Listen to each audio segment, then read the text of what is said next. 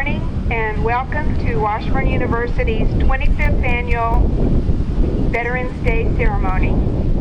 At this time, I would like to ask if you would gather around as the Standing There Intertribal Brotherhood provides a cleansing and blessing of this memorial site. Thank you.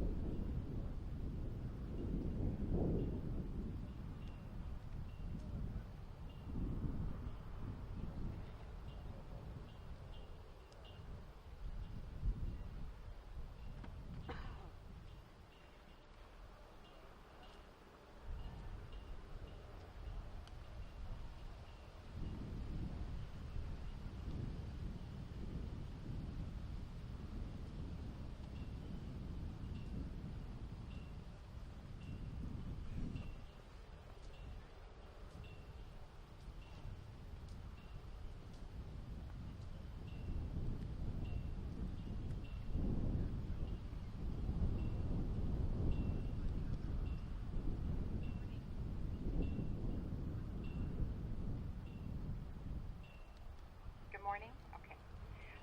And welcome to the 5th Annual Veterans Day Agent Orange balloon release.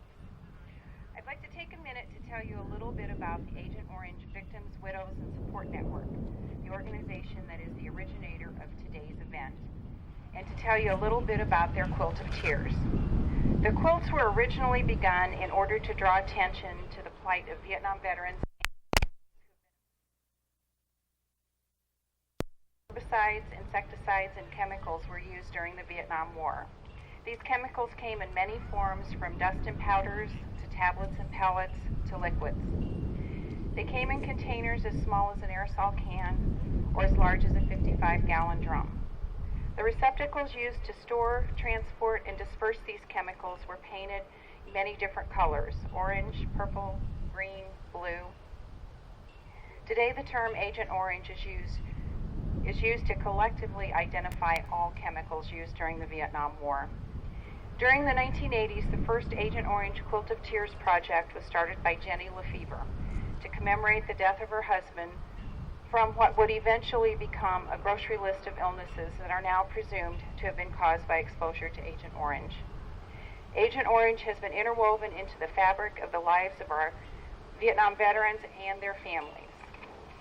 The Quilts of Tears is their story, told eloquently by their families or friends in each block.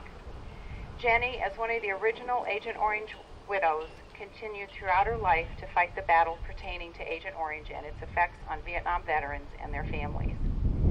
Today, the Quilt of Tears is made up of 28 panels and travels around the country for exhibition, much in the same way as the moving Vietnam Wall and Museum that visits communities throughout the United States. The quilts have a life of their own and speak for themselves.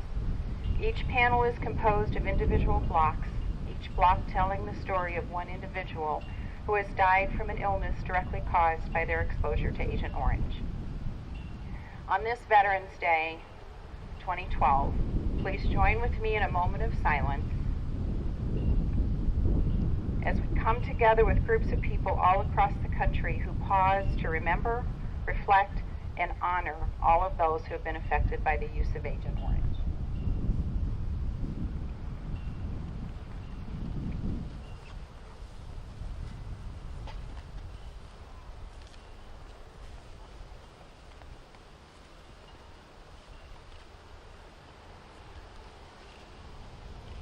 Thank you.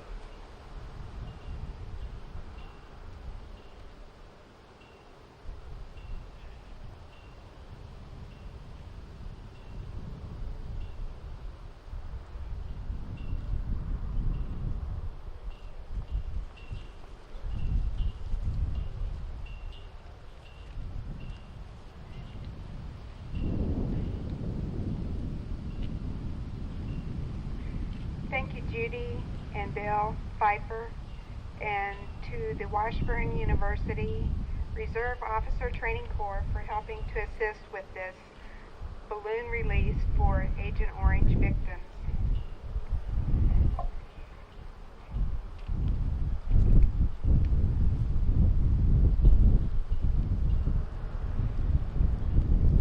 At this time, I would like to open with just a few words.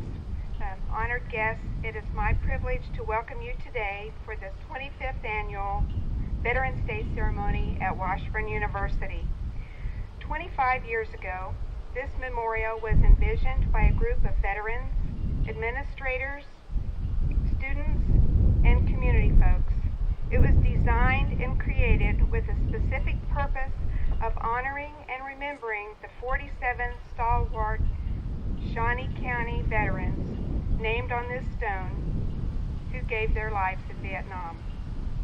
Chris Hutton contributed his time and talent in creating this cherished memorial, and I'd like for him to come forward at this time, please. Chris.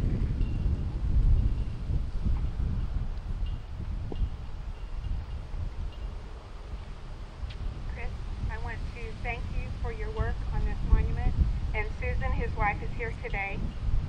And I have a small token of our appreciation. Thank you very much. Thank you.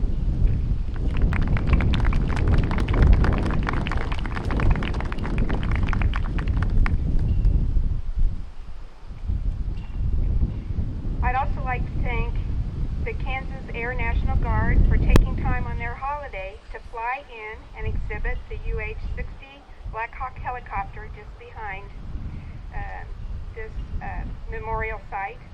And thanks to Dean Meredith Kidd for helping to coordinate efforts in making this static display a reality today.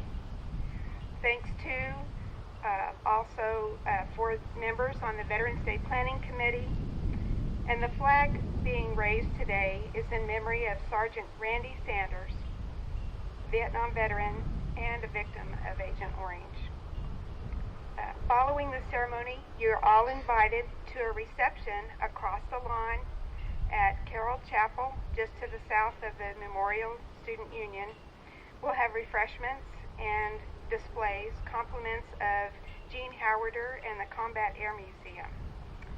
So at this time, if you would stand and join as John Zobel, chaplain from the Culmary VA Hospital, leads us in a prayer. Thank you. Before we pray, I just want to express appreciation to Pfeiffer for the work of the Agent Orange, having the opportunity to minister to so many of the patients there that are suffering from the effects of Agent Orange. We appreciate all that you do for them. Very grateful. Please join with me in prayer. God, in this moment we simply want to pause and say thank you. Thank you that we have the freedom to be able to gather at a time such as this. We thank you for that brotherhood that we know as veterans of all the branches who've served in various conflicts, and those who are with us today. and perhaps some even the scars in their body, and even in their mind. We thank you for them, and we ask that in this day of special recognition of them, it may be a time in which they will fully understand how much we appreciate them, we love them, we thank them for their display of honor, of courage, and integrity and duty. Be with us now as we continue in this time together to honor them. Also we ask, as we remember rather, as the scripture declares, O glory of Israel, on your high places you see how the mighty have fallen in the thick of battle.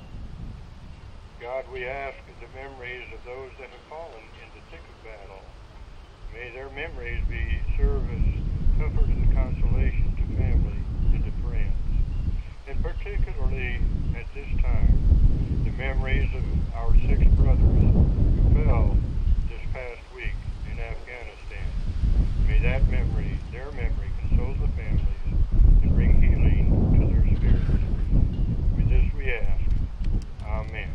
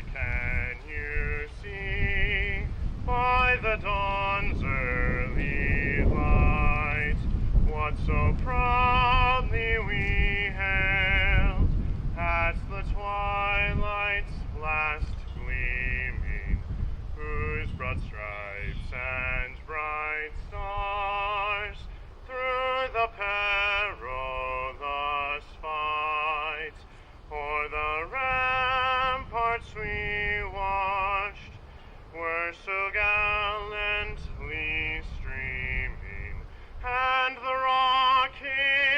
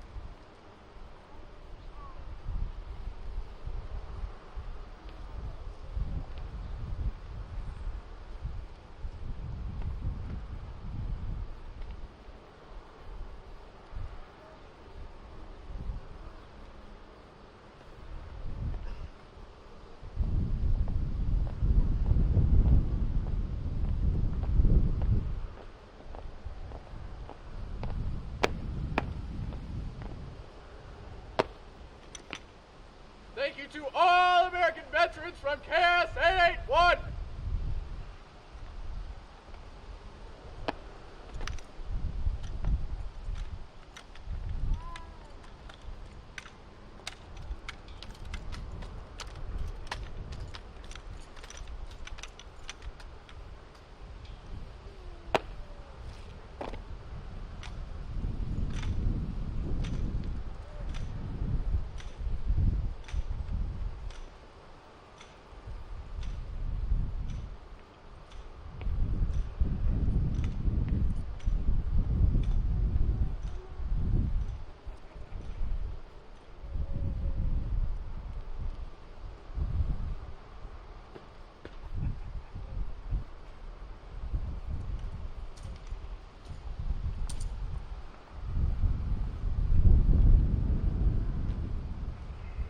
And a very thankful person I am for the Highland Park High School Air Force Junior ROTC cadets for coming today and sharing in the presentation of this program for you. Thank you very much. At this time, Dr. Parley, if you would come forward.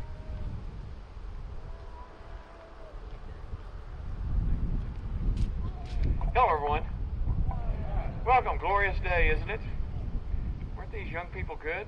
Weren't they good? Let's give them a round of applause.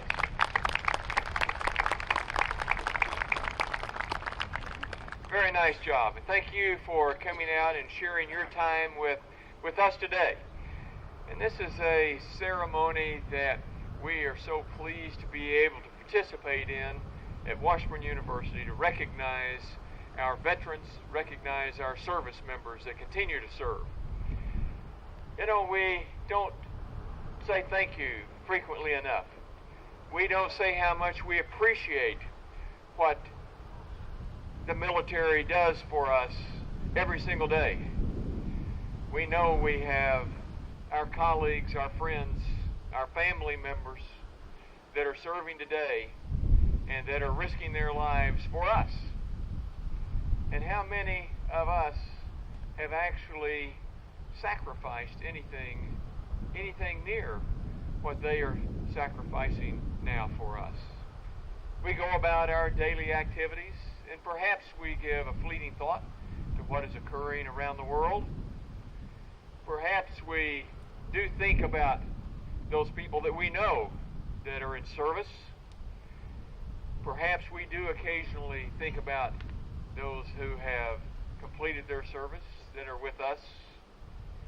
And how often do we think about those that are not with us?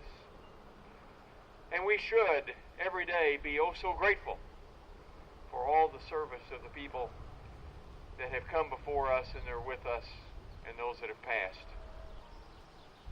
We should in every way and everything that we do remember, we should celebrate, and yes, I think we should say thank you. If you're walking down the street and pass a person in uniform, you should stop and tell them how much you appreciate what they are doing for all of us. Small gesture of kindness, small gesture of thoughtfulness, but it may mean so much to that person. And I hope it means so much to you when you do it. It's wonderful to have you out here today. We appreciate you being here and participating in this ceremony today. And it's my distinct pleasure, it's my honor to be able to introduce our speaker today, Tom Romick. Tom Romick is Dean of the Washburn University School of Law and has served in that position since 2007. He hails from Manhattan, Kansas, and has served his country all of his life. Just prior to coming to Washburn, he was with the Federal Aviation Administration, and he was acting chief counsel for the FAA. He was, prior to that, the 36th Judge Advocate General of the U.S. Army. Now that is an impressive position. That is a person responsible for thousands, literally thousands, 9,000, 10,000 attorneys and support staff to manage all of the legal affairs of the Army. He was responsible for worldwide operations of that staff, and he himself has been stationed all around the world. And they dealt with all types of civil, criminal, employment, environmental, labor, ethics, compliance for the U.S. Army. During his career, he has taught at the Judge Advocate General School in Charlottesville, Virginia. He has held significant military positions, too numerous for me to list for you today, but let it be said that all of these were positions of great responsibility and importance. He received a bachelor's degree in social science from Kansas State University. He was commissioned through the ROTC program, and so some of those ROTC students are here today. Look what can happen to you.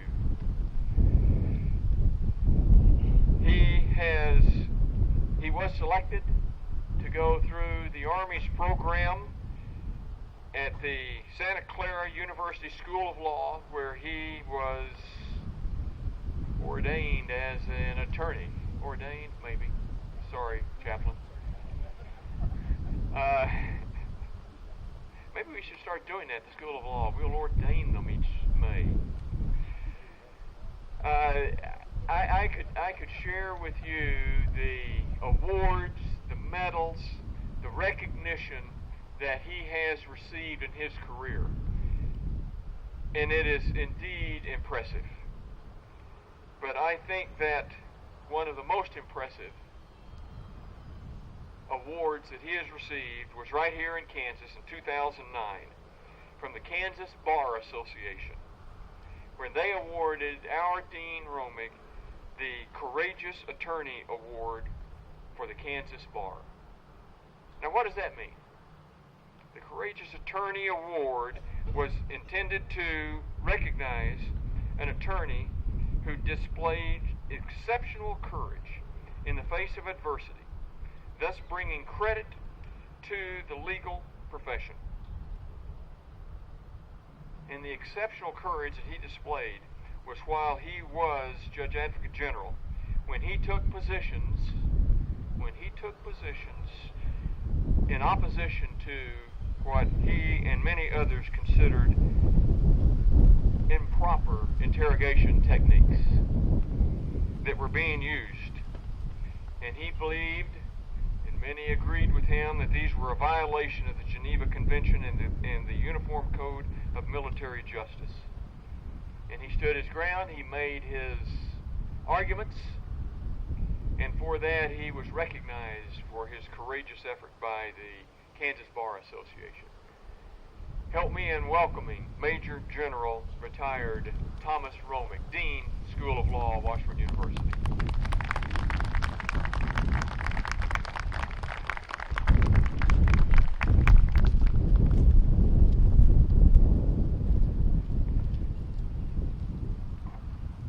Thank you, President Farley, for those kind remarks, and it's a pleasure for me to be here today on this 2012 Veterans Day celebration at Washburn University. Veterans Day is a day set aside for all of us, the American people, to recognize and show our appreciation to all who have served in our armed forces. The celebration of Veterans Day grew out of the celebration of the armistice that ended World War I. It used to be called Armistice Day. The Veterans Day that we celebrate today is the direct result of two Kansans. Congressman Ed Rees from Emporia, Kansas, sponsored a bill in the House of Representatives, and President Dwight D. Eisenhower of Abilene, Kansas, signed the bill into law, making this a federal holiday. It is the only American holiday that recognizes and celebrates the service and sacrifices of our veterans, both living and dead. Our nation owes a great debt of gratitude to its veterans, whose service to our nation spans every decade, every year, and every day of our country's existence. Now, before I go any further, could we have all the veterans here please either stand or raise your hand so we can recognize you?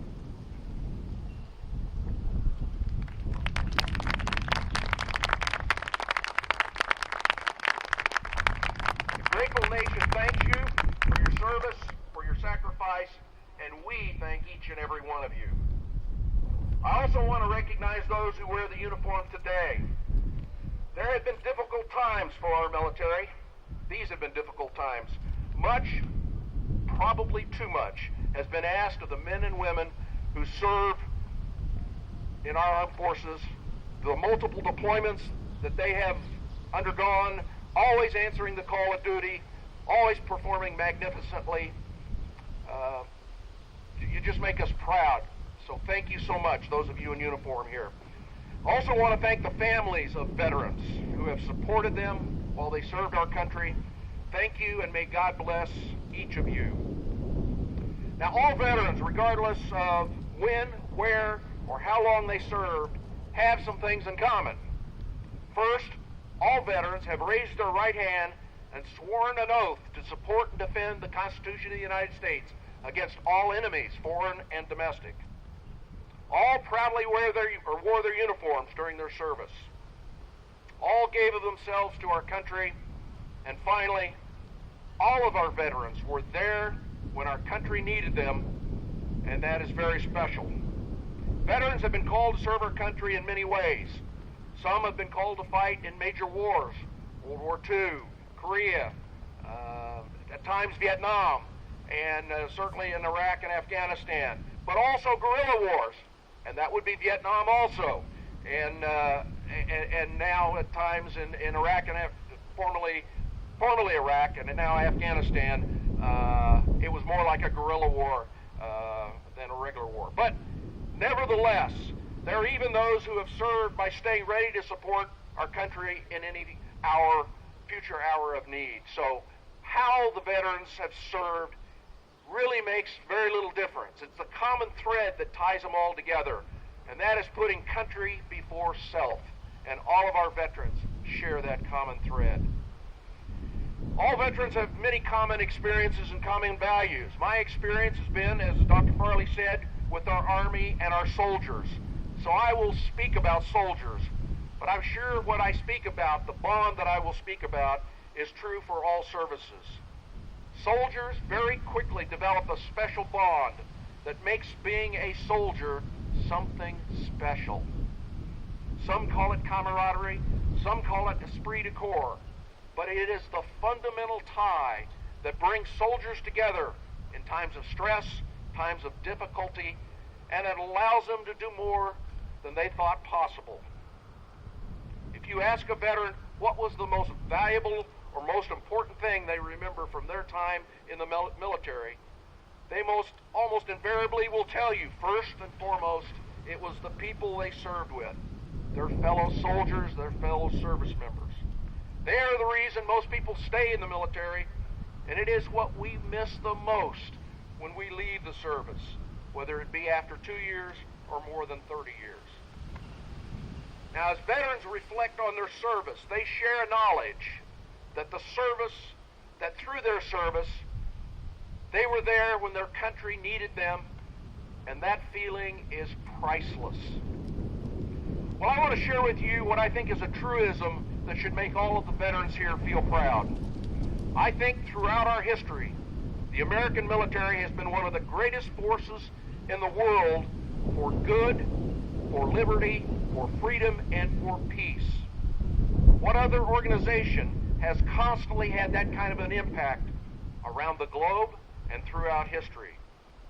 So I want to share with you 3 places where the American military has made a dramatic and unforgettable difference in the lives of others. In Belgium, there is a town named Bastogne that to this day reveres the American military. It was a town that the American Army saved in a life and death struggle during the Battle of the Bulge. Bastogne has monuments everywhere, literally everywhere, to American soldiers. There is a statue of General Anthony McAuliffe, who refused to surrender the town to the Germans, even though he was completely surrounded. And when the Germans laid siege to the town, they again demanded surrender. And General McAuliffe's now historic answer was one word: nuts.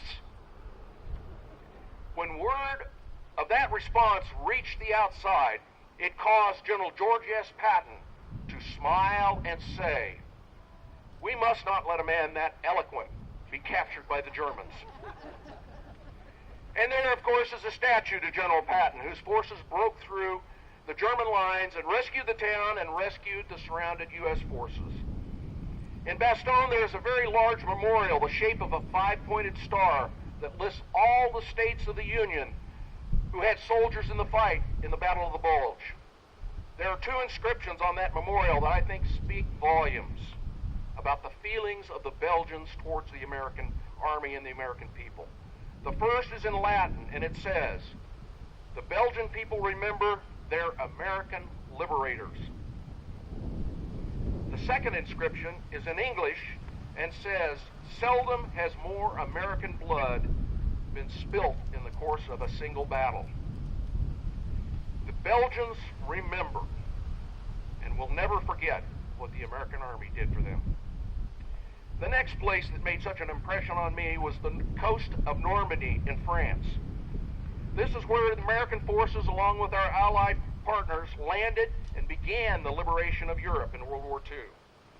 For those of you who have not been there, there is a cemetery overlooking the bluff of Omaha Beach that has the remains of nearly 10,000 American men and women. It is truly a holy place. There are 33 pairs of brothers buried there together. There are the graves of 3 Medal of Honor winners and the graves of 2 sons of President Teddy Roosevelt. There is a large memorial at the cemetery that has in the center a bronze statue looking out onto the graves, and the statue is titled, "The Spirit of American Youth." In 1998, I took my JAG office, Staff Judge Advocate office, at U.S. Army 5th Corps in Europe on a battlefield staff ride to Normandy. I learned firsthand the people throughout the area every day remember the sacrifices of the American military. We toured the beaches, participated in a wreath-laying ceremony at that cemetery, and we visited a town that was one of the first places to be liberated by American airborne paratroopers on the first night of the invasion. The town's name is St. Mary-Glisse. As we toured the town, we visited the town's only church. And if you remember the movie, The Longest Day, it is where that paratrooper's canopy was caught on the bell tower. I was astounded to see that in the church, its stained glass windows showed parachutes, American paratroopers from the 82nd Airborne Division descending from the heavens to liberate the town. It is an image that will be there for all time. The final example of the positive impact that the American military can have on people, really the goodness our military is called to do, occurred in 2003. I was visiting our forces in Bosnia. In fact, I was visiting the Kansas National Guard that was deployed there. I had a great inspection visit, and as part of that, we visited one of the bases in eastern Bosnia. After touring the base, we went to a nearby town called Srebrenica. A few years before, it had been the object of ethnic cleansing by the Serbs against the Bosnians. You all probably know that ethnic cleansing is a way to get rid of a population to take over their territory, to take over their property. It is often done by killing a few and scaring off the rest. Well, in 1995, 8,000 men and boys were murdered in Srebrenica. We were visiting several of the memorials, marking the site, giving a description of what happened there. When I noticed, as we were standing there, I noticed an elderly lady get out of a car and start walking towards us with the help of what appeared to be family members, younger family members. We were in uniform. We had the U.S. flag on our shoulder, so we were obviously American soldiers.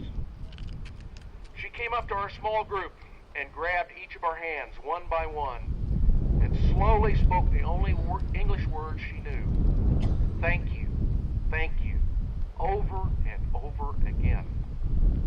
Our translator learned from her that Srebrenica had been her home until 1995, when the ethnic cleansing occurred. And she had fled to Western Europe to be safe. All the male members of her family in that town had been murdered. And this was the first time she was able to go back to Srebrenica. And it was only possible because the American army was there to protect everyone. This is what our veterans are called to do, and very few people outside of the military know the positive kind of effect our military has every day. To our veterans, you should be very proud of what you've done for our country, and I want to thank you again for your service to our nation and our people. To those who have not served in the military, I hope you take an opportunity this day and other days to thank a veteran for their service, for their sacrifice on behalf of the American people. And to all of you here, please never forget that our men in uniform, men and women in uniform, never forget what they do for us each day. I would ask you always to support our service members and their families, both when they're on active duty and when they leave service, as we all do it someday. Never forget what they have given for our country. There are probably not enough words to adequately express the debt we owe to our veterans, but it can start with a simple thank you.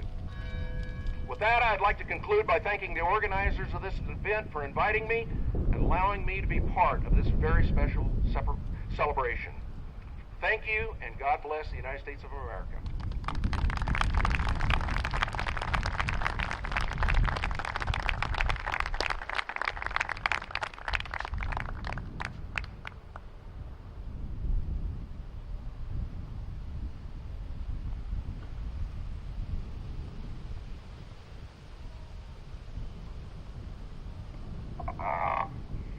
Thank you, Dean Romick. At this time, we will also pause and remember. When a U.S.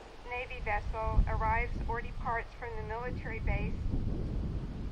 bases in Pearl Harbor, the crew of that ship lines up in dress uniform.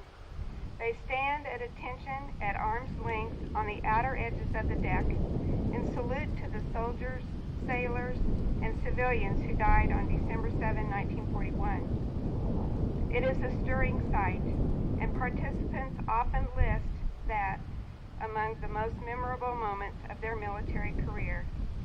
Even for spectators on shore, the salute triggers an incredible emotional connection, but especially between the servants of today and the servants of yesterday.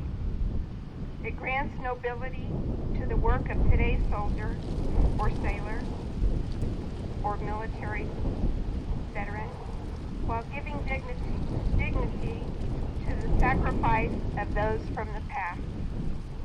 So at this time, we would like to honor those who have served in the different branches of the military. And I would like to ask the cadets to come forward.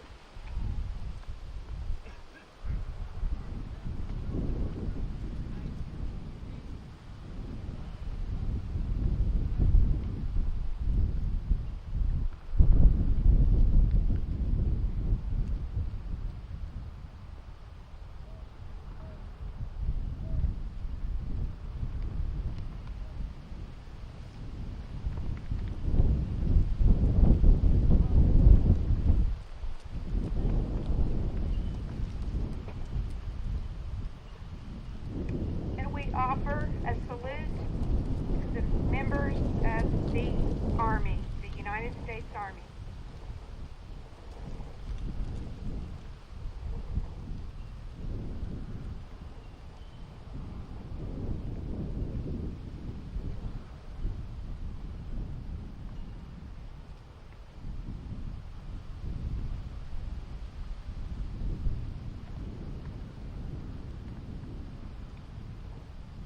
now for the United States Marine Corps.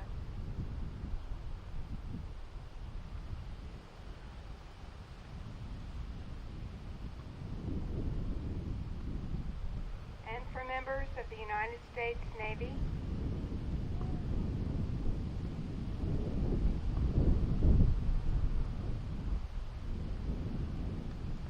For members of the United States Air Force.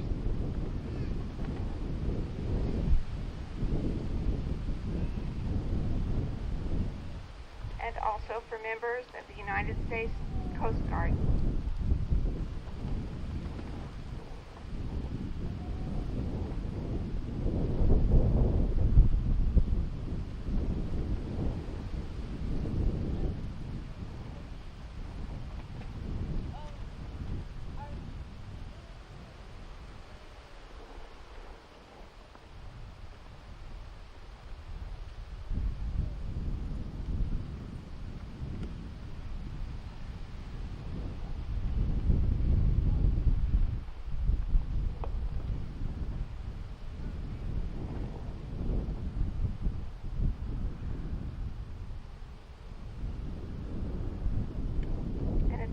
I'd like to introduce Steve Denny, Pipe Sergeant.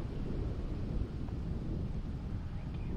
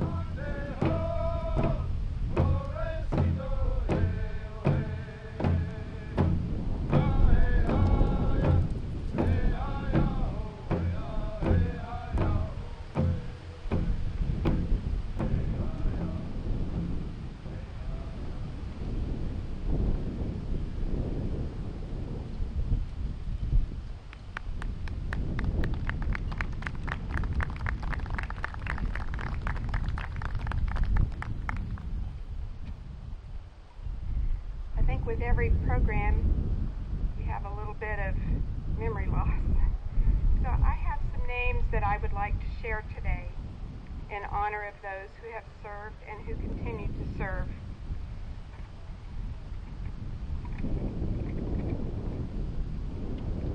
Walter Baker, private, U.S. Army during World War II, served in the European front, including the Battle of the Bulge. Gary Baker, university professor, United States Navy, 1962 to 64, on the USS Forrestal. Louis L. Heim served as first sergeant in an infantry company in France and Germany in World War I. John Philip Duffy, Senior Master Sergeant, U.S. Air Force, World War II and Korean War, Germany and Korea. Cleveland T. Martin, Machinist Mate First Class, Navy, World War II. Terry Wilkinson.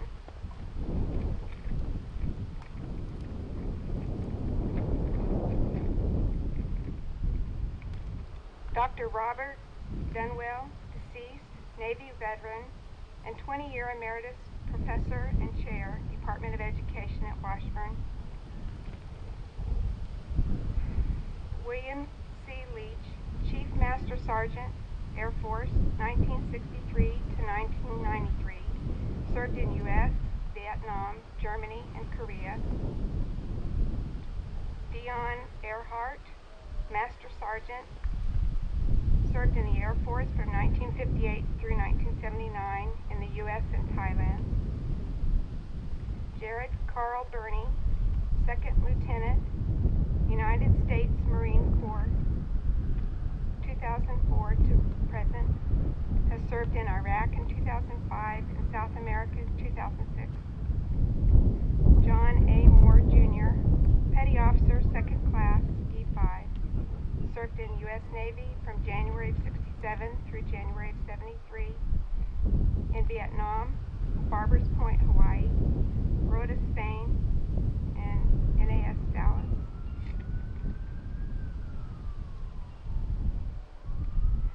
George Stiles,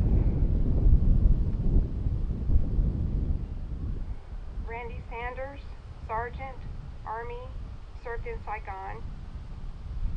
Samuel Matthews, served in the Navy in World War II in Pearl Harbor in Japan. Dave Pennington, Staff Sergeant, Army, 69th Infantry Brigade. Al Matthews, served in the Navy in Vietnam. Quentin Roscoe Russell, served in the Air Force in Vietnam. Dr. Tom Clevenger, Associate Professor in Washburn School of Business, served in the U.S. Army, Vietnam. Albert James Lyons, Jr., United States Army, Vietnam. My mother had 6 brothers, and they all were called to serve in World War II. Novi Walter Rigger, Ray Rigger, Elmer Rigger, Joe Rigger, Fern Rigger, and Tommy Rigger. All 6 came back, and 3 are still living.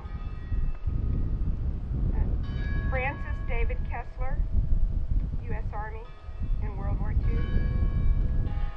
Christopher Flayton, U.S. Air Force, Iraq and Afghanistan.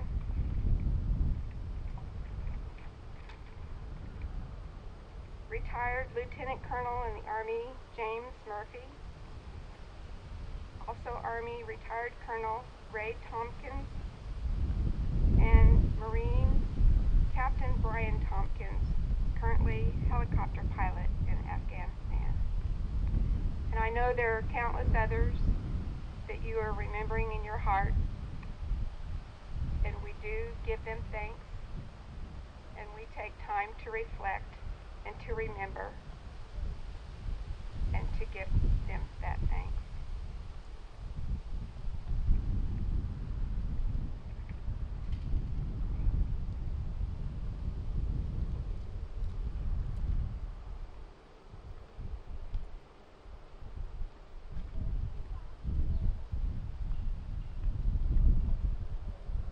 join with me in prayer?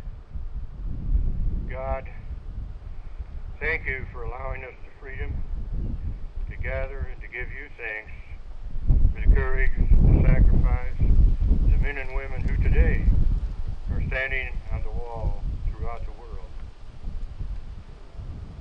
We ask that as we leave here, that you would help us to remember those who have served and are now serving in our prayers and in our thoughts. Quicken our memory and our prayers also to include those who today are serving very much in a military fashion without being a part of this particular branch of service. Many in dark, dangerous, lonely, but very critical places. Keep them safe also. And now, we just simply ask that you bless these people as they leave this place. May we carry the memories that have been stirred within us today, and may each and every one prosper in all of their endeavors. Amen.